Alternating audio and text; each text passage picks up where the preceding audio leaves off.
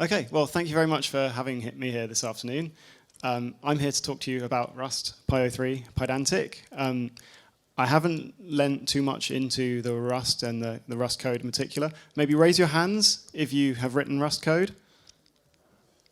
There's about a third of the audience. Okay, that's quite cool. Can you raise your hand one more time if you've written Rust and Python in the same project?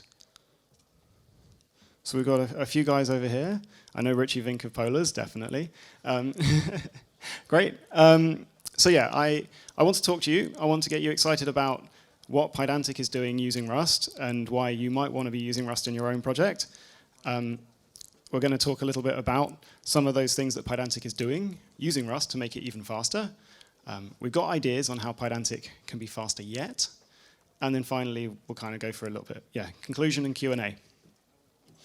And so to get started, I want to tell you about me and why I'm here. I've been working on code for about 10 years, and I work, as I would describe it, to make Python and Rust come together. So I'm a team member at Pydantic, as you already know. Pydantic, we're building software for Python developers, but we use Rust to give it superpowers. And also, beyond my normal job of working at Pydantic, I've been working on PyO3, which is the library that glues Rust and Python together. And so over the last 4.5 years, I've written something like 100,000 lines for it. I've lost my cursor, there we go. And as it's now come together, the ecosystem is growing. I want to share it with all of you and kind of get you excited now for using Python and Rust. I think it's at a time where people are really doing cool stuff with it. Polars we already know, Pydantic we know. And so I've started doing things like streaming PyO3's development on YouTube, where you can come and see the weeds that I go into trying to understand how to make these two languages fit together, which I think is a lot of fun. And people ask me why I do this. And over the years, I've given different answers oh, it's because it's really fast when you write Rust code, or it's really fun to write Rust code, or Rust code is really reliable. But to try and sum it up in a one-line summary that you would give to other people, it's this one. I say that Rust offers power and precision to go beyond Python's limits. And what I'm going to show you in this talk is kind of giving you those sorts of ideas. And so you don't really have to hear these ideas just from me. If you go to the Rust language's main web page, then what you end up with is material like this. And it's talking about the same kinds of things that I just mentioned. So why Rust? It says performance. It says stability. And it says productivity. And when I see productivity, I also just mean fun to program with. And OK, so going on beyond that, the last thing that I want to kind of set up the tone for is I'm really excited to say that Pydantic 2.7, which we released the beta of yesterday, is going to be the fastest Pydantic yet. And just digging into this graph a little bit more, we have over on the far left is Pydantic 1. The graph is written in scales of iterations per second. It's just for a few benchmarks that kind of represent fairly normal Pydantic workloads. I don't think that the actual numbers matter that much. More, it's about the sense of scale here. And so Pydantic 1 was written in pure Python. We used Python to compile it to kind of optimize it a little bit, but primarily it's Python, right? Pydantic 2, we rewrote in Rust. And we already unlocked this massive performance boost from doing that. It's something like maybe 4, 5, 6 for just general purpose workloads times faster. And for very specific use cases, you can get speed ups way, way above that. Pydantic 2, there were a few things that were not quite as refined as they could be, new features that needed to drop, a few bugs that needed to be fixed. That added a bit more complexity, which kind of saw performance trail off just a little bit as we went along to Pydantic 2.2, 2.4. And then now that that's kind of settled again, we're able to really move ahead with the big performance ideas that we had. And so Pydantic 2.7 is yet another 50% faster than 2.0 was. And that's really cool to see. It's got all of the good stuff from 2.4 and beyond, but it's even faster than it ever was. And how did we do this? Before I answer that, I want to just give you a bit of a summary of how Pydantic 2 is structured. And so there's kind of two big pieces to Pydantic 2. There's the Python package, Pydantic, which is written in Python, and you're very familiar with using all of the stuff from it. And then there's Pydantic core, which is the Rust piece. And you can import this and use this as a Python package, just like Pydantic does, but it's not really intended for you to do that. Really, Pydantic is meant to take Pydantic core and work with it. And how it does that, you have all of your Python types, which you write. These could be Pydantic base models. They could be Python typed dicts or data classes. And then when you give these types to Pydantic, Pydantic as a Python package goes and analyzes all of those types, doing like the runtime introspection stuff that Python is very good at, and turns it into what we call a Pydantic core schema. And the core schema is still a Python object. It's like a bunch of dictionaries that are nested inside of each other, describing all of your Python types. And then it gives these over to Pydantic core, which ends up churning out for you a schema validator. And the schema validator is a Rust object. It's got a Python surface, so it has Python methods on it, but all of its internals are written in Rust. And it's there to do the hard work. So then the schema validator knows how to take the inputs. Maybe if you're using Fast API, it's the JSON payloads can go in through the schema validator, or if you're just using it to validate other contents, like from a data pipeline, maybe you're feeding it Python objects.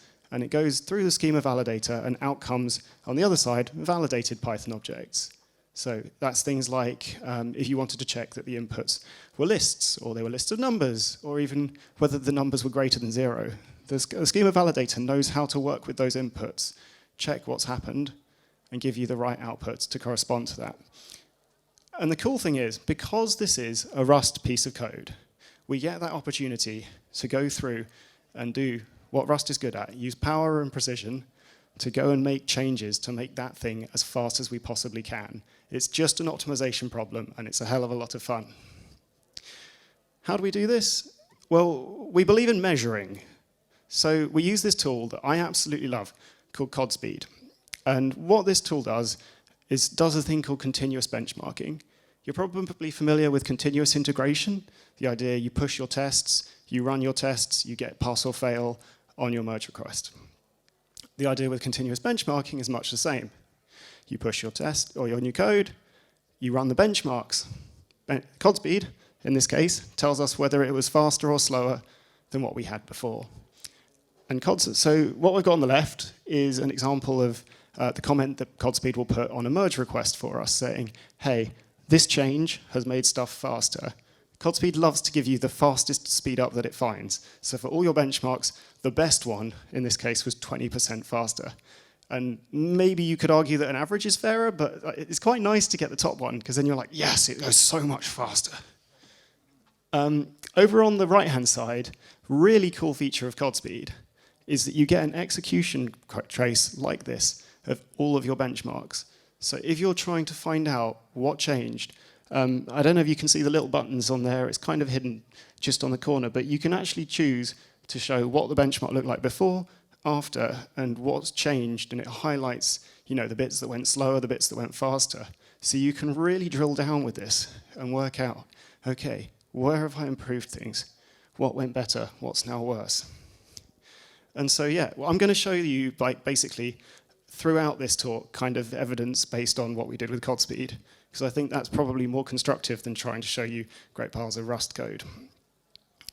So now that we've got these tools in place, where did we actually find these performance steps?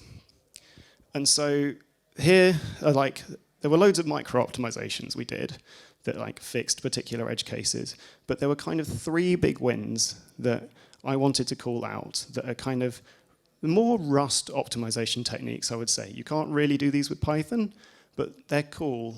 And so by telling you about these ones in particular, I want to get you excited about the idea that you could also be writing Rust code and doing these kinds of things.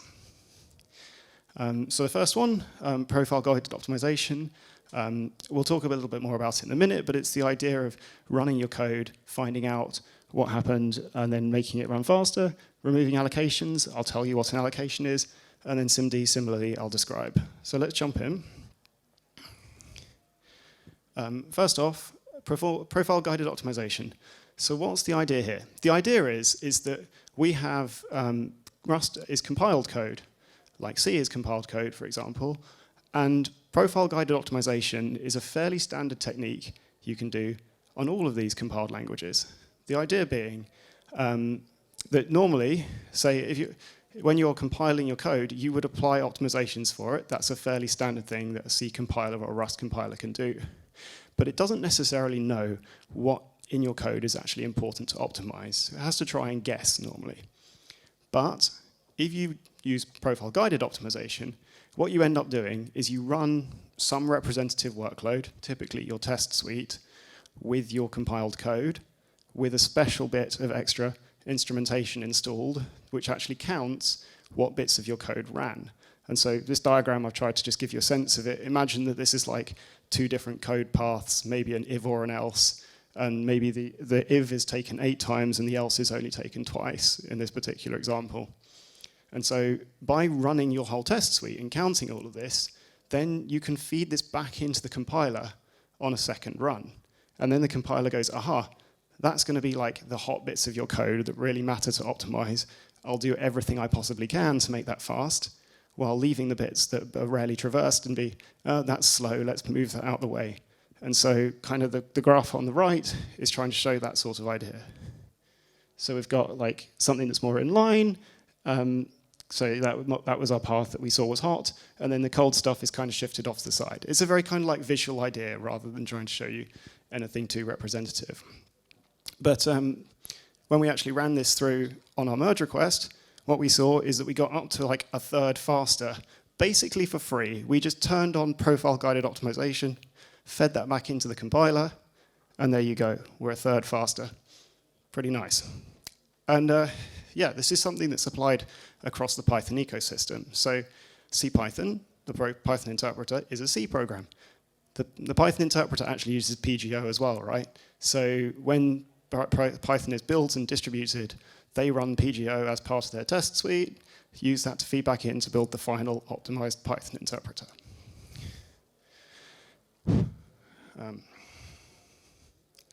So next up, we want to talk about removing allocations.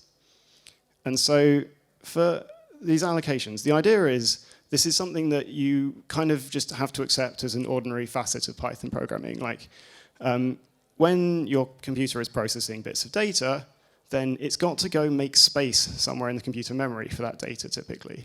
And this we call allocating, and allocating is typically quite a slow operation compared to other things like adding numbers together or other simple instructions like that. And so in Python, you don't really think about allocations because every Python object you create ends up being an allocation, and it's just sort of something that sort of sets a fundamental speed limit about your program. But in Rust, then a lot of the fundamental types, like numbers, or even you can read slices of strings, don't actually need to go allocate new memory.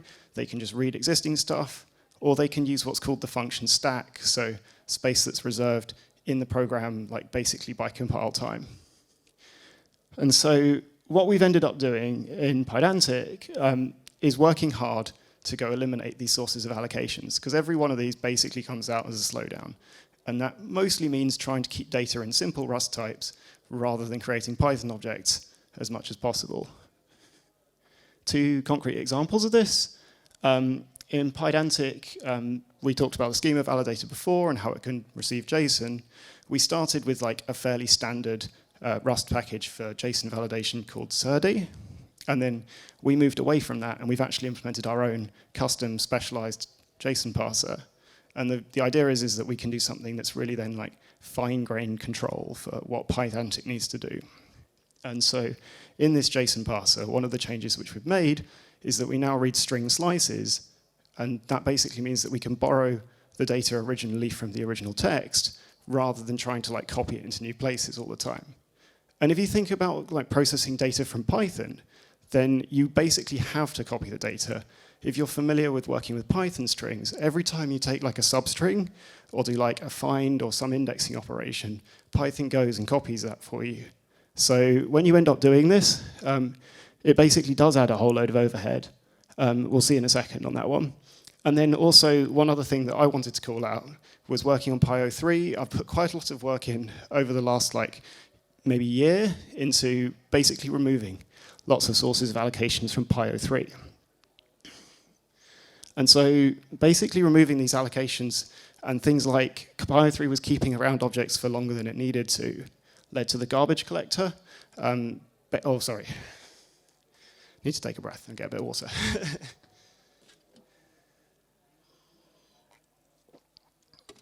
Right, so yeah, in PyO3, we had this state of affairs where we were keeping around objects in an extra allocation, and it was keeping them around for longer than we needed to. And the problem with this ended up being that when the Python garbage collector ran, it was then slowed down by a second order of operations because all these extra objects were kept around. And so we restructured PyO3 quite extensively to get rid of this overhead, and this ended up paying off quite a lot for Pydantic too. So showing these ideas out, here's the merge requests. We ended up speeding up from the JSON parser by some 40% for best case. PyO3 gave another 20% on pretty good, actually quite a large range of benchmarks. And then finally we had SIMD. And SIMD, you're very familiar with the idea probably of using NumPy instead of for loops. I think we talked about that earlier in the Mojo presentation too. And SIMD is kind of like the same idea applied at the CPU level. And so you take the CPU instruction, rather than adding one number together, you add 8 numbers together at the same time, or something like that. And so in our JSON parser, we can do things like very quickly process numbers, or search for data that marks the end of a string using SIMD. And this kind of like fine-grained control again. I can't really show you a CodSpeed example because we've only implemented it so far for Mac, and CodSpeed only understands x86 instructions. But here's some benchmarks which Samuel put up, Samuel being the main author of Pydantic. And primarily the reds kind of ignore them. They're like the noise, -1%. There's some numbers in there which are up to twice as fast. It's really cool. Where next? So we can talk about what's coming for Pydantic down the line. SIMD as JSON parsing. So we talked about how we've got it for Mac. Obvious win is we implement that for x86. So typical Linux servers are running x86. There's still a huge win to come there. We want to talk about iterative JSON parsing and fast model. Let's get onto those. So iterative JSON parsing. The idea is that in the moment, we have 2 steps to processing JSON. First, we do all that parsing, and that's what you see on the left-hand side, and then we turn it into the Python objects. Now, that ends up, when we do the JSON parsing, creating a load of allocations to represent that structure. If we did it in lockstep, we think we can kill those all off. So maybe, if we believe this trace, we've got something like another 50% to come. And then what's fast model? The idea is that we can take Pydantic's base model, which is a big, complex Python object, and just keep as much state as we can saved in Rust. And the idea would be that, again, we're cutting off allocations. We're cutting off work you don't need. And so, again, this kind of flame graph here, the right-hand side, where there's not really much visible, there's some dangly bits which represent allocations, which we'd like to kill off. And then that right-hand side is kind of building up the Python object. If we got rid of that, maybe, again, there's a huge win to come. This probably is going to be a little bit incompatible with what's already there. We haven't yet tested it out, but we're really excited by the idea of how much we could save by doing this. So that's probably coming down the line, maybe towards as an optional thing, and maybe that would be the default base model in Pydantic 3. And then finally, I want to give you a little preview of what else Pydantic as a company is working on. This is, obviously, we're a company, we come from the Pydantic open source package, but we really believe in Python's developer ergonomics. And so I want to tell you about our upcoming product, if you like. We're in closed beta, but we wanted to share this with you now. You can go join it. It's called Pydantic Logfire. And the idea is that we're trying very hard to give you, like we've done with Pydantic, a first-class experience for data validation. For Pydantic Logfire, we're trying to give Python developers a first-class experience for observability. And so we can help you see the data that's going through your Pydantic models, or the data that's going through your Fast API application, just as equivalently. And we want to help you understand that structure in a way that really feels like a Python developer would want it to.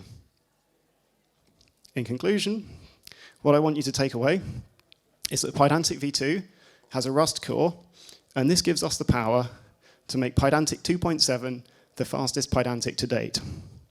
We use continuous benchmarking, powered by Codspeed, to do this. Pydantic has a custom JSON parser using that Rust, built-in Rust, which minimizes allocations and makes use of SIMD. And we still have lots of ideas how to make Pydantic faster. Thank you.